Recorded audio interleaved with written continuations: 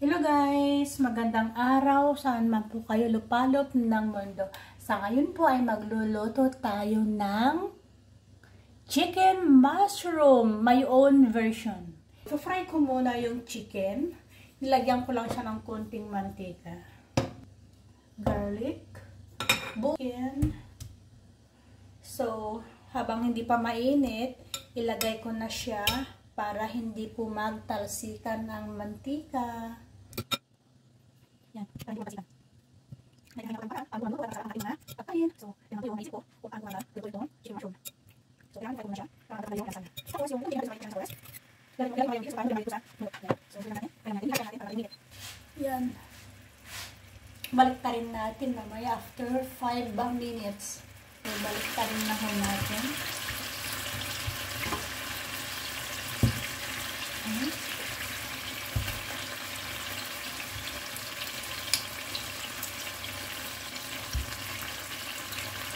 Bango guys, kasi nga yung pinang-marinate ko, na-marinate siya ng soya, yung light soy sauce, tapos pineapple, lemon, buong lemon yan ha, konting salt at saka paminta, yung bango. Yan. Kailangan nawala yung dugo-dugo niya. Ang bango guys. Antayin natin siyang mag-golden brown. Yan. Baliktarin natin ulit. Wait natin mag-golden brown. Ayan. Try natin para mawala yung yung amoy lasang manok. Ayan. Ayan, buong bawang yan. Mamarinate pa siya ng bawang, powder, at saka buong bawang. Yan. Yung pinagmarinitan ko po nito ay sinet aside ko po.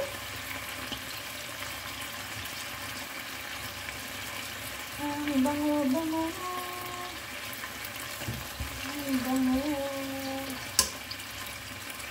Ay, bango, bango. Ay, bango, bango.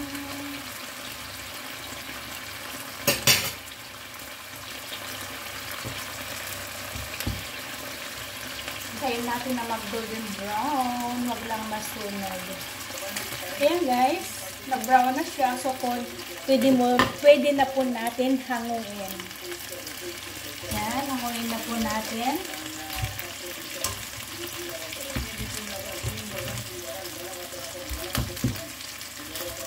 Bali, set aside po natin.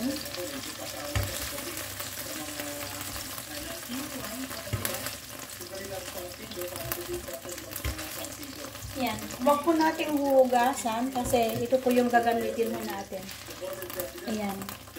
Set aside mo natin to 4-6. Tapos, ito kasi yung bawang na buo.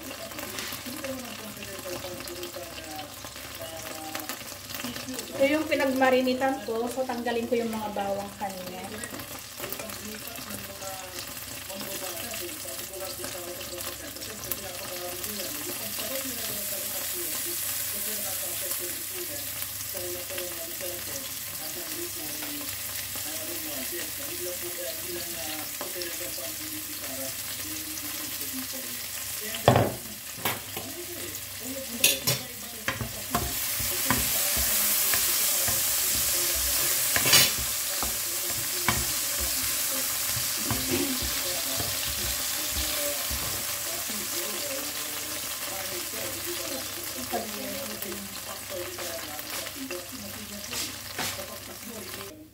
Ayan, na-brown na. So, sunod ko naman yung sibuyas.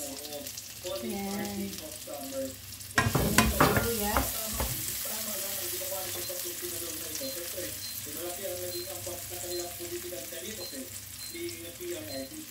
Mawawala na rin ng vice presidente at presidente para sa napakaraming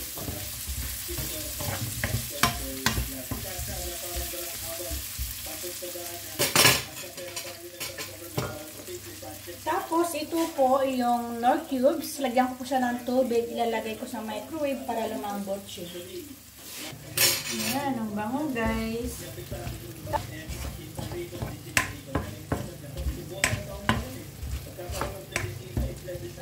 Tapos, ilalagay ko na yung chicken.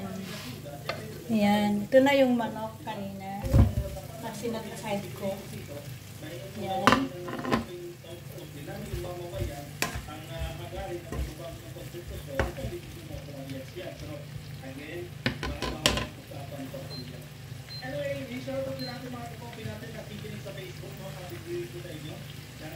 So, takpan ho muna natin.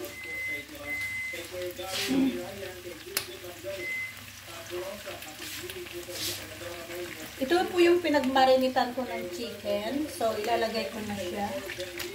Yan.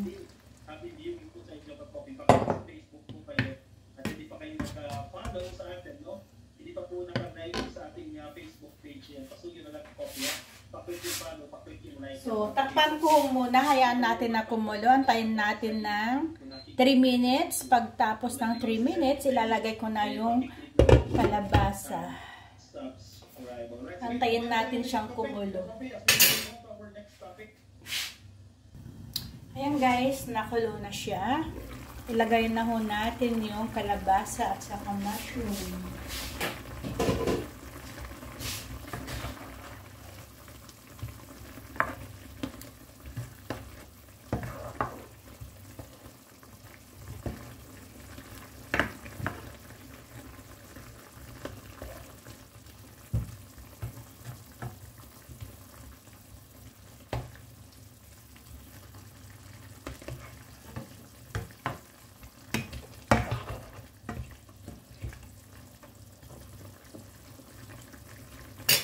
Yung kalabasa.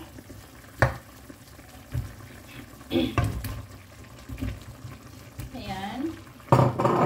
Tapos ito po yung mushroom na galing pa sa forest.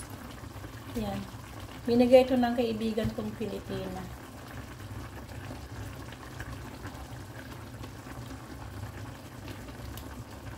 Mushroom from forest. So, healthy yan. Kumbaga, view. Ayan, so takpan natin ulit. Tayin natin na ayan din.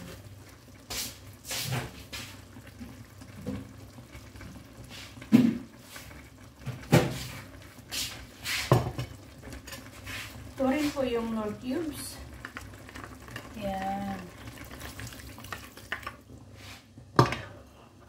So, kailangan ng, gusto ko kasi sa chicken is malambot na malambot siya. So, kailangan ma-absorb po siya. Ma-absorb yung lasa ng Knorr cubes. Tapos, gusto ko kasi sa kalabasa is malambot. So, takpan ho natin. Antayin natin ulit ng, antayin natin po siya ng 10 minutes. Tapos guys, bubuksan ko na siya. Hindi ko na po siya tatakpan. Yan. Para hindi po siya magpapawis. Yan. Open na lang siya. Kasi gusto ko yung water niya is ma-absorb siya lahat. Yan guys. So, antayin natin na umunti yung tubig. Ayan guys. Para malapit na siyang maluto. Medyo malambot-lambot na yung kalabasa. So, kailangan lumapot siya konti. Lagyan natin ng pampalapot.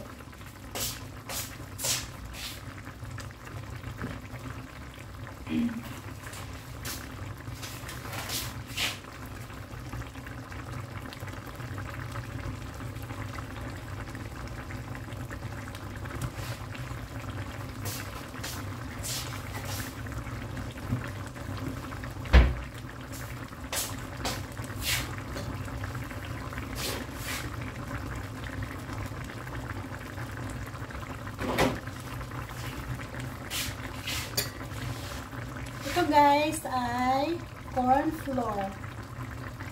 Yan. Isang kutsarita po yan.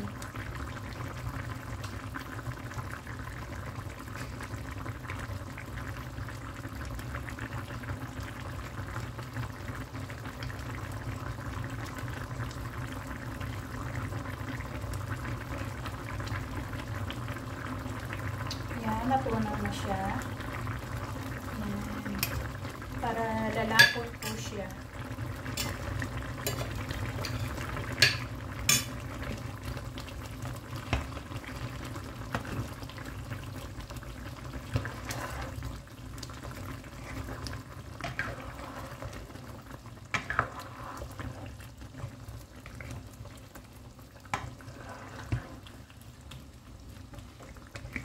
Yan, gusto ko kasi sa chicken is malambot na malambot.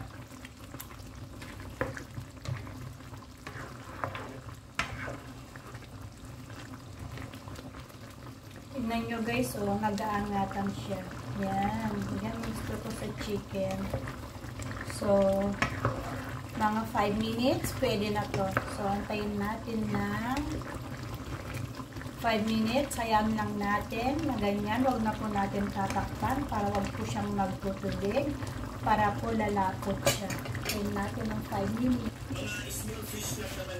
Ayan guys, so ayan, nag-dry na siya.